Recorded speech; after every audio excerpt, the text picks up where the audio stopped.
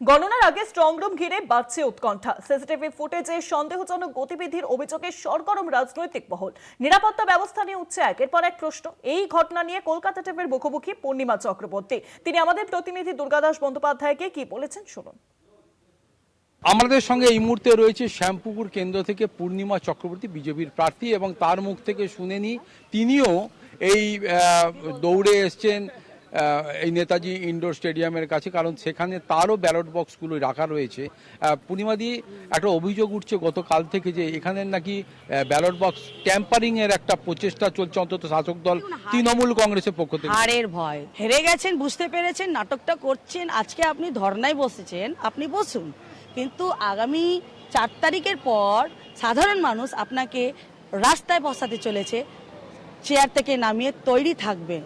আপনি মানুষের অধিকারকে কেড়ে নিয়ে ক্ষমতা ভোগ করেছেন, কোনো কাজ করেননি। আপনি তো বুঝতে পেরেছেন। শশী পাঁজা, তিনি তো আপনার কঠিন প্রতিদ্বন্দ্বী, যে নিজের পরিবারের নাম করে সর্বক্ষণ মানুষের কাছে ভোট চাইতে যায়, আর সে ভাবে কি আমি কাজ না করলেও আমি একজন শক্তিশালী পরিবারের বউ বলে আমায় মানুষ ভোট দিতে বাধ্য।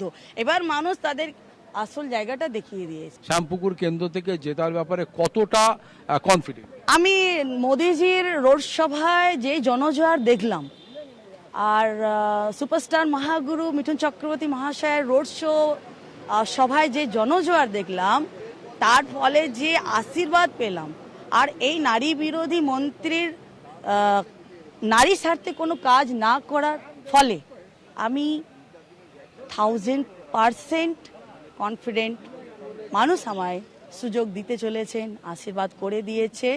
শ্যামপুকুরে এইবার শ্যাম ভক্ত পূর্ণিমা চক্রবর্তীকে আশীর্বাদ করিয়ে শ্যামের বাঁশি বাজাতে চলেছেন।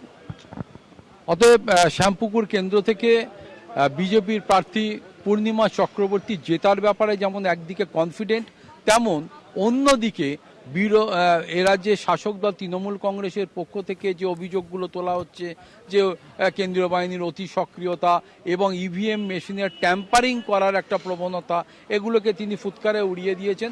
ক্যামেরায় সুবীর দাসের সঙ্গে দুর্গাদাস বন্দ্যোপাধ্যায়, কলকাতা টিভি।